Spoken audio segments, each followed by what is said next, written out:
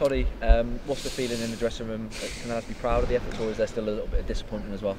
I think initially everyone's gutted. You know, to play very well like we have in a lot of games against big teams this year, to concede with 3 minutes left on the clock after defending so well, I think that's what's crushed everyone the most. Yeah, but how proud can the lads be of that display? Because you've gone toe to toe against one of the informed teams in the Premier League out there. Yeah, I mean, before the game, I think most people would have written us off. Obviously, our first two games hadn't been the results we wanted, and going in, like you just said there, you know, Man United were in top form. To me, it really frustrates me because it just shows that, you know, we are definitely good enough to play against these teams, and we're not looking at, you know, the teams that hovering around mid-table. We're playing against the best, and like you said, you know, some of the players they had on show and some of the players they brought on, you know, to go toe to toe with them like that, and, you know, create chances and probably miss them ourselves. It's just more devastating when we lose, you know. Yeah, and we've come a long way since obviously the first game after the restart, the Southampton game. Yeah. There was a lot of admissions among the boys and the boss that it wasn't good enough, but we've come a long way since then. So this sort of bodes well for the future games coming up. Yeah, 100%. You know, and you know, I just said in another interview then, you know, we've got to really tie in the focus now on Arsenal. You know, I generally believe if we play, you know, how we did today, then we'll give them a right good game. And you know, it's really important now to get the results and to get the points. It's getting to crunch time, but you know, notoriously this team will stick together and it will fight. And you know, hopefully we can pull it out in the last couple of games coming up. Yeah, and our first FA Cup quarter-final in 28 years, and you got the goal that you thought it probably would have meant something at the time, but a special moment for you nonetheless, being a local lad around here. Getting a goal at Carrow Road.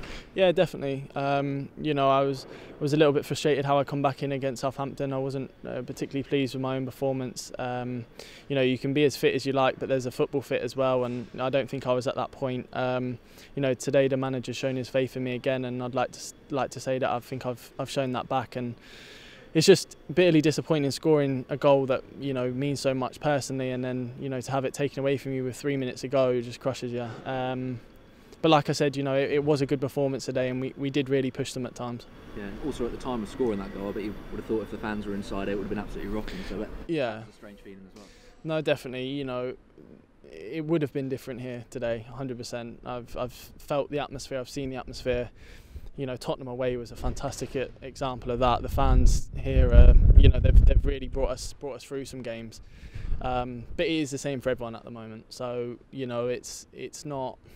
It's out of our control. We've got to play with what's being put in front of us, and ultimately we've got to start getting some results. And you know, I think everyone in there is hungry to do so and to focus on Arsenal. Yeah, I suppose the boss in the dressing room was saying, lads, more of the same. You know, we've got 7 massive games coming up to produce that sort of performance in those final 7 games. Yeah, exactly that. And you know, I think amongst the boys and amongst obviously the manager himself as well, you know, if we do continue to carry on in this form, you know, I think Southampton was poor, Everton was better. This was obviously a big step forward.